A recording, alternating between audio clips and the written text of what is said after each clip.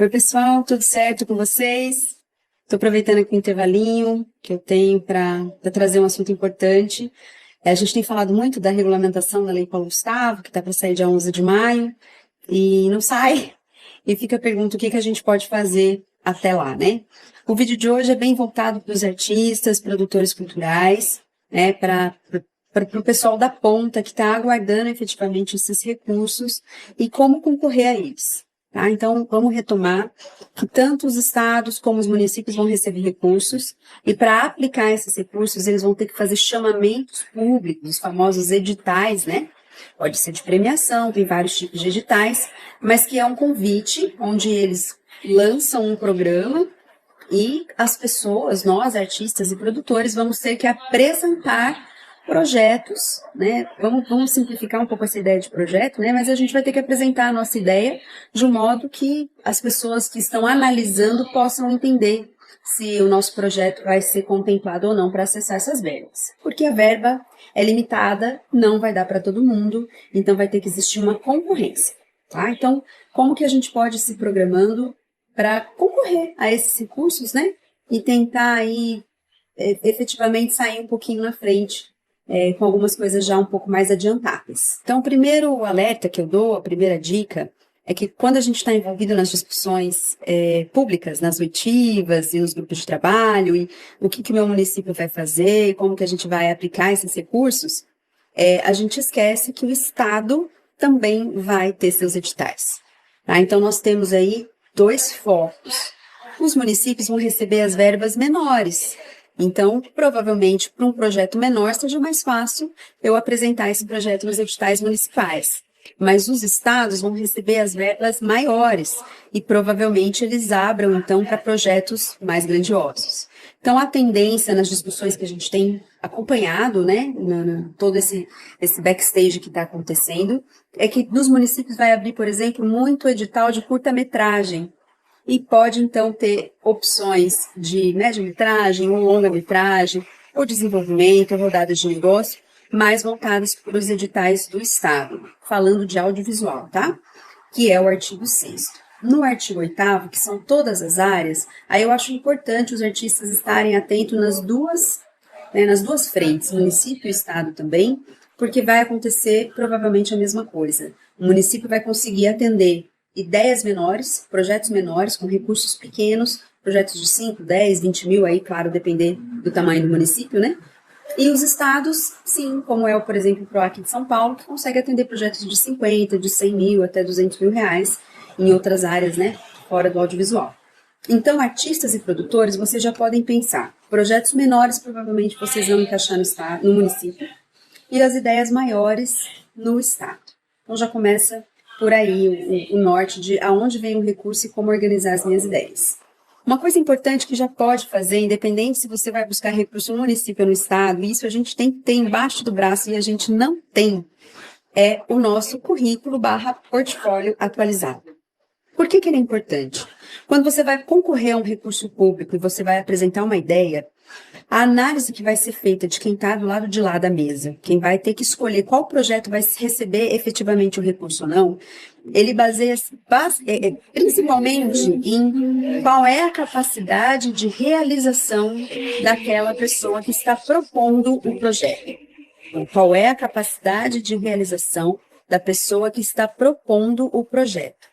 Tá? Se você comprova no seu histórico, no seu currículo, no portfólio, que você já conseguiu desenvolver atividades similares, projetos similares, que você já recebeu recursos, já deu conta, que você tem ideias na cabeça, mas que você consegue executar, que você mobiliza a equipe, que você consegue cumprir prazos e tudo mais, a tendência é que você vai ganhando pontos de análise de que você é uma pessoa capacitada para receber o recurso e fazer a proposta que você está buscando agora, tá? Então, isso você comprova com um bom plano, com um bom projeto, né? Com várias questões que estão dentro ali da sua escrita, da apresentação da sua ideia, mas também com o que você já fez, né? Qual a sua expertise no assunto.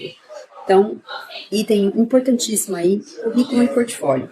Nós temos aqui no nosso canal, eu fiz um vídeo falando sobre isso, que pode te ajudar a organizar um pouquinho das ideias. É um passo a passo, assim, com algumas informações importantes que eu acho que pode servir. tá? Então, esse item é importante e dá para fazer antes de chegar à regulamentação. Dá para fazer hoje, dá para fazer amanhã. É outra coisa que toma tempo, né? A gente tem um monte de ideias, né? Eu tenho uma ideia de fazer um documentário sobre tal personagem. Eu sou da área da música, então vou falar, né, como se fosse um personagem da música que eu admiro.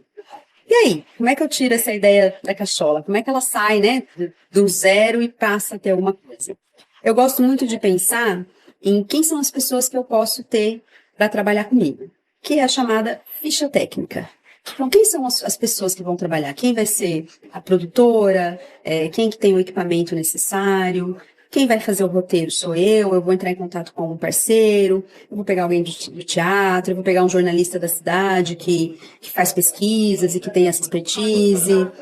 Eu tenho contato com os familiares dessa pessoa, eu vou conseguir material, eu vou conseguir depoimentos. Quem são as pessoas que podem me dar depoimentos para desenvolver esse documentário? Que tipo de pergunta eu poderia fazer? Qual o foco que eu quero fazer dessa pesquisa? Quem pode me ajudar a levantar essas informações, até um roteiro de perguntas? Como que eu vou editar? Tem material para isso? Quem tem câmera? Quem tem essa expertise? Como é que vai ser a captação de áudio? Eu não entendo nada disso. Quem pode me ajudar a pensar na captação de áudio? Enfim, toda essa parte de planejamento entre vou pegar uma ideia da minha cabeça e começar a executar é justamente você se debruçar sobre essas perguntas, fazer as perguntas e começar a responder. Quem são as pessoas? Com isso, a gente vai construindo uma ficha técnica. Por que a ficha técnica é ultra mega importante? Porque em cima dela, né, principalmente, a gente vai começar a pensar em valores. Então, por exemplo, se eu vou convidar um jornalista da cidade que tem uma pesquisa importante sobre esse personagem da música, eu vou perguntar para ele qual o valor do trabalho dele para ele ser um parceiro no meu projeto. Né? Vou negociar realmente, olha, eu tenho uma ideia, eu quero fazer um projeto de um documentário sobre a vida e obra de fulano de tal. Eu sei que você pesquisa sobre isso, o que dá para a gente fazer aqui numa parceria? Você escreve o roteiro comigo? Quanto que isso a gente pode, né, pensar em valores? Muitas vezes as pessoas não vão ter a resposta. Tudo bem, vocês vão construindo juntos. Mas para muitos itens, para muitos serviços técnicos, já existem tabelas, existem sindicatos, então é importante você já ir verificando esses valores para ir aos poucos construindo o seu orçamento, que é um item muito importante do projeto, toma tempo e você precisa fazer com calma. Outra coisa que é importante no orçamento é você não chutar o valor. Por exemplo, na Lei Paulo Gustavo vai vir uma questão muito forte que é a acessibilidade nos projetos, né? Disse que na regulamentação vai ser exigido que todos os projetos prevejam algum item de acessibilidade e você vai ter que calcular o custo que vai ter em relação a isso. Então vamos supor que você tenha a ideia de fazer um documentário e você vai colocar um tradutor de Libras, né, ali na tela para deixar acessível com esse intérprete. E você não vai pesquisar a tabela. Simplesmente acha, chuta um valor e coloca lá que você vai oferecer R$1.000 para esse trabalho. Existem sindicatos, existem tabelas de negociação, existem regras, por exemplo, de quanto tempo a pessoa vai trabalhar, dependendo da quantidade de horas tem que ter 2 intérpretes para poder revezar e não cansar tanto. E são muitos pormenores que, quem sabe, são os próprios prestadores de serviços. Então é importante que você não chute, que você não crie números da sua cabeça. Pega o telefone, acione seus contatos, faça cotações e lembre-se também que provavelmente você vai executar esses projetos no próximo ano. Então talvez até ter uma certa margem para que no próximo ano você consiga contratar esse profissional pelo valor que você previu no seu orçamento. É claro que o orçamento não é algo engessado, as coisas podem acontecer ao longo do tempo e ter alterações. Mas quanto mais bem preparado for o seu orçamento agora, melhor vai ser a sua execução depois. Isso vai te dar segurança de conseguir contratar e cumprir com aquele recurso que você recebeu, para não acontecer o que é muito comum, que é ter que investir dinheiro do bolso, porque você falou que ia ter um intérprete de Libras, o dinheiro acabou, não deu para contratar, e aí, como é que você faz se você já se comprometeu a isso? Tá? Então, é importante não chutar. Realmente, ligue para os profissionais e faça a cotação. Bom, então a gente falou um pouquinho de ficha técnica, currículo, ficha técnica e orçamento. Esses 3 itens dá para você ir pensando aos poucos e ir montando já as ideias na sua cabeça. Mas como nós não temos os editais, ainda fica muitas possibilidades. Pode ser que você encontre editais de R$ 5.000, de 10, de 20, de 50, de 100. Então, meu outro conselho, né, minha outra dica, é que você pense dentro dessas pesquisas que você quer fazer, desses projetos que você quer desengavetar, qual é o mais importante? Qual que você pretende buscar os recursos mais fortemente? Qual é o projeto que você pode ajustar? Ao mesmo tempo, conseguir executar uma ideia, né, um pouco mais grandiosa, com valor de 100 mil, é possível ajustar para 50 mil? Quais as ações que você poderia fazer para readequar o seu projeto e adaptar ele nos editais que vão surgir? Ou é uma ideia que você está realmente fechado ali e você não quer mexer? Então, quando você vai colocando essas ideias no papel, escrevendo, qual que é o ideal, qual que é o mínimo, aí você consegue, na hora que as oportunidades surgirem, na hora que os editais estiverem no ar, você consegue ler um edital e bater o olho e falar, nesse edital eu consigo colocar, adequar aquele meu projeto. Porque você já fez esse pensamento, essa pesquisa, essa análise, né? Tem projetos que você pode executar com, vamos por 4 pessoas, né? Um diretor, um roteirista, alguém para fazer a gravação e alguém para fazer a edição. Vamos pôr, né? Considerando que você vai entrevistar alguém, por exemplo. Mas tem projetos que você consegue desenvolver ele muito mais profundamente, a mesma ideia, o mesmo documentário, só que com mais profundidade, com mais técnica, com muito mais pessoas e, consequentemente, com mais recursos. Então, debrucem sobre as suas ideias, sobre, né, os projetos que você tem e entenda como que esse projeto pode ser ajustado, adequado e até onde você pode ir para que você entregue sempre um produto de qualidade. Tá? Não acho que seja interessante você fechar tudo a qualquer custo. Eu tenho um projeto que é super legal e vai custar 100 mil, mas eu consigo fazer com 5. Será que consegue mesmo? Então, faça essas perguntas para você ir se organizando e pensando nas possibilidades que você tem de buscar esses recursos. Um outro item importante que é legal de ir pensando também é o cronograma de execução. Então aí a gente tem que partir de uma suposição, tá? Porque nós não sabemos quanto tempo que os municípios e os estados vão dar para você executar o projeto. Mas, em média, os editais, eles pedem tempo de execução de projeto de 6 meses a 1 ano. Então, é um prazo mínimo aí para você já colocar as ideias no papel. Então, distribua dentro de todas as ações que você vai fazer. O que você tem que fazer no começo? No primeiro mês eu vou ter que entrar em contato com os fornecedores, fechar a agenda deles, fazer a pesquisa, buscar o familiar dessa pessoa que eu vou entrevistar. Anota, item por item, tudo o que você precisa fazer. E vá distribuindo isso ao longo dos meses. Então, na hora que tudo isso aqui estiver pronto, eu vou efetivamente captar as imagens. O que eu preciso? Quantos dias? Aonde vai ser feito? Como é que vai ser feita a logística disso? E tudo isso tem que ir conversando o tempo inteiro com o orçamento. Quanto vai custar o deslocamento da minha equipe até a casa do familiar que vai me dar a entrevista? Tudo isso, gente, o tempo inteiro você vai jogando lá para o orçamento. Pode ser que essa não seja a resposta, mas tem que estar lá. Deslocamento equipe.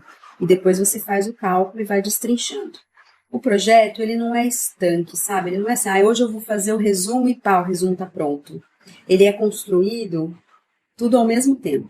Então, você tem uma ideia do que você vai fazer e pode ser o resumo. Na hora que você começa a desenvolver, você vai reajustando. Fala, putz, aquela ideia que eu tive quando eu comecei a pensar a respeito, não está cabendo mais aqui.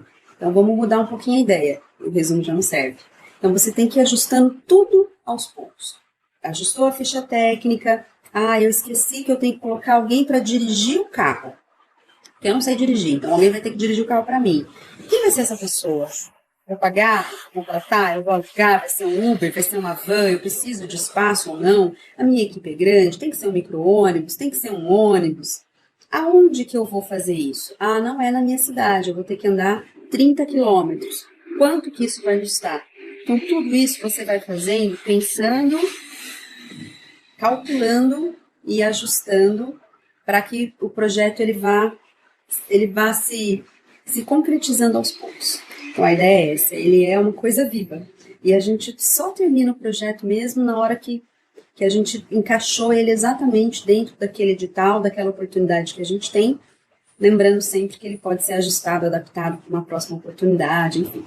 Então, ficam essas dicas aí que já dá para você começar a pensar, é muita coisa para fazer, e isso é muito de praticar, tá? Então eu aconselho você sentar realmente e começa a escrever, não tenha medo do papel em branco, né?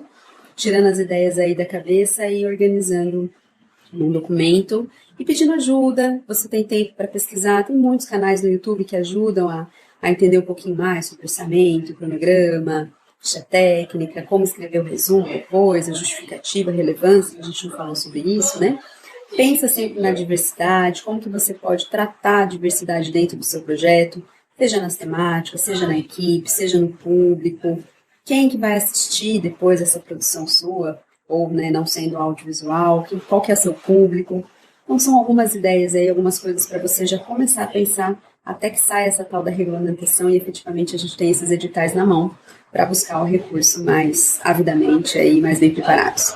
Bom, é um vídeo de dicas aí, eu sei que o assunto é longo, é muito grande, é muita coisa, mas a gente tem que começar fazendo e partindo de algum lugar. O momento é esse, vai vir muito recurso ainda em 2023. Quem já começar a se preparar, sai um pouquinho na frente. Bom, obrigada por ter assistido. Já já a gente volta com mais informações. Se quiser deixar sugestão, dúvida, a gente está à disposição aí para trazer mais conteúdo para vocês. Um abraço.